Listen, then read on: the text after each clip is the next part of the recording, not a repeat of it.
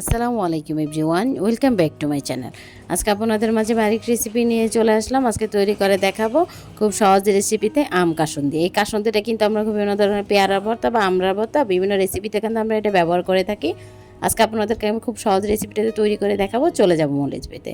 প্রথমে একটা বল নিয়ে নিচ্ছি, তারপরে এখানে দিয়ে দিচ্ছি সাদা সরিষা, 1/3 কাপ দিয়ে দিব সাদা সরিষা, তারপরে 1/4 কাপ দিয়ে দিব কালো সরিষা। আর কাসুন্দি তৈরির ক্ষেত্রে কিন্তু অবশ্যই দুটোটা সরিষা ব্যবহার করবেন, তাহলে কিন্তু কাসুন্দিটা খেতে খুবই ভালো লাগে। এখন আমি পরিমাণ মতো পানি দিয়ে এটাকে ভিজিয়ে রেখে দিব 10 মিনিটের জন্য।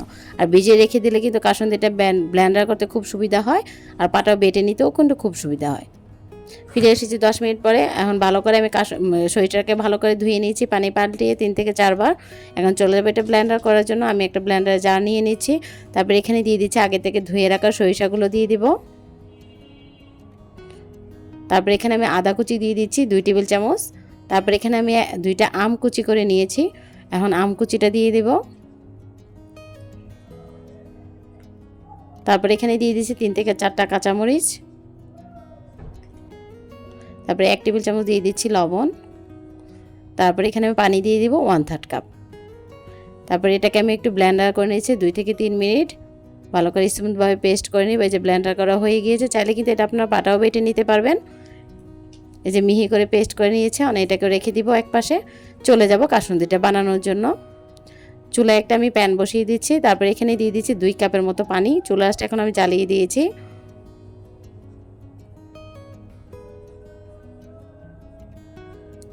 তারপরে এখানে আমি লাল মরিচের গুঁড়া দিয়ে দিব 1 টেবিল চামচ। তারপরে এখানে দিয়ে দিব 1/4 টিস্পুন দিয়ে দিব হলুদের গুঁড়ো। এখন ভালো করে মিশিয়ে নিচ্ছি পানির সাথে। তারপরে এখানে আমি চিনি দিয়ে দিচ্ছি 1/3 কাপ। চিনিটাও ভালো করে নেড়ে চেড়ে মিশিয়ে নিব। এখন অপেক্ষা করব, চুলাটা মিডিয়াম হিটে রেখে অপেক্ষা করব বলক আসা আগ পর্যন্ত।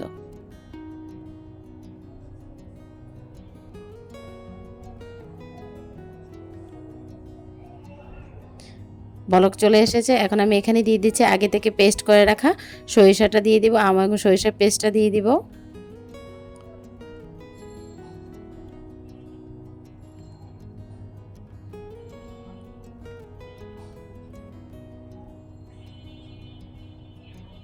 আর এই কাসুন্দিটা কিন্তু বাসায় বানানো খুবই সহজ।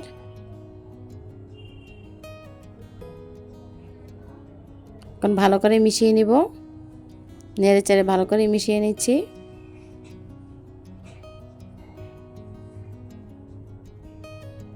তারপরে এখানে আমি ভিনেগার দিয়ে দিচ্ছি, দুই টেবিল চামচ দিয়ে দিব ভিনেগার।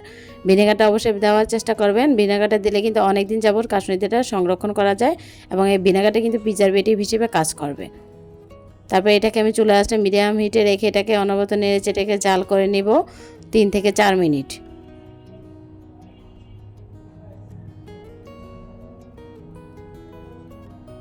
অনবরত নেড়ে চেড়ে নিতে হবে, নাহলে কিন্তু নিচ দিয়ে লেগে যাবে।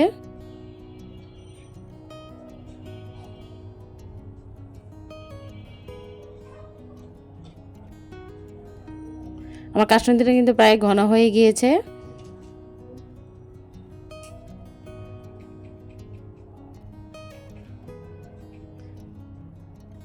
তারপরে এখানে দিয়ে দিচ্ছি আমি 1/3 কাপ দিয়ে দিচ্ছি সরিষার তেল। এখন সরিষার তেলটা ভালো করে কাসুন্দির সাথে নেড়ে চেড়ে মিশিয়ে নিব। আপনার ঘনটা কীরকম রাখবেন, কনসিস্টেন্সিটা কীরকম, সেই অনুযায়ী করে এটাকে নামিয়ে নেবেন চুলা থেকে।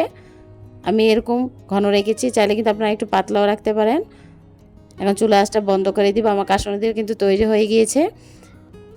আমার কাছে লবণটা একটু কম লেগেছে, সেই জন্য আরও 1 টেবিল চামচ দিয়ে দিচ্ছি লবণটা ভালো করে মিশিয়ে চুলা আঁচটা কিন্তু আমি এখন বন্ধ করে দিব। আমি ঠিক এরকম রেখেছি ঘন, আর এটা ঠান্ডা হওয়ার পর কিন্তু আরেকটু ঘন হয়ে যাবে।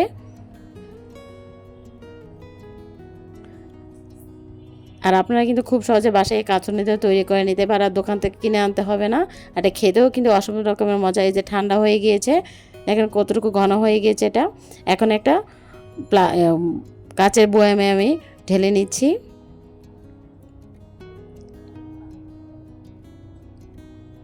আর হোমমেড কাসুন্দি দিয়ে কিন্তু খেতেই খুব ভালো লাগে। আমরা কিন্তু পেয়ারা মাখা বা আমড়া মাখার ক্ষেত্রে কিন্তু এই কাসুন্দিটা দিয়ে মেখে খেলে কিন্তু খুবই ভালো লাগবে। দোকানের কাসুন্দিটা থেকেও কিন্তু বাসায় কাসুন্দিটা খেতে খুবই ভালো লাগে। আমি আপনাদেরকে খুব সহজ রেসিপি দিয়ে তৈরি করে দেখিয়েছি।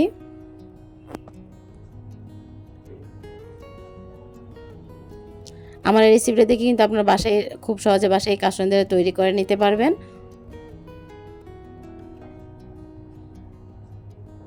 আর আমের ভর্তা করে খেতে কিন্তু খুবই ভালো লাগে এই কাসুন্দিটা দিয়ে। আমার এই রেসিপিটা যদি আপনাদের ভালো লেগে থাকে অবশ্যই আমার চ্যানেলটা সাবস্ক্রাইব করে আমার পাশে থাকবেন। লাইক এবং কমেন্টস করে জানাবেন আমার রেসিপিটা কেমন হয়েছে। আল্লাহ হাফেজ।